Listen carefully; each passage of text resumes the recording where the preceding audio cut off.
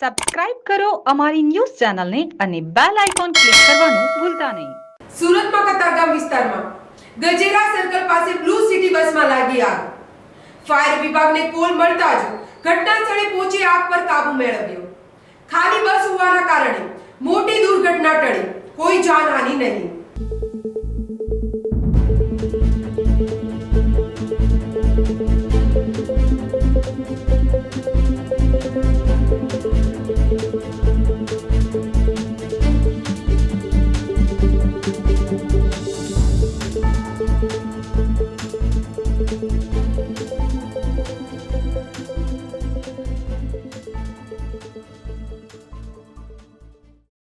Jamna news Surat.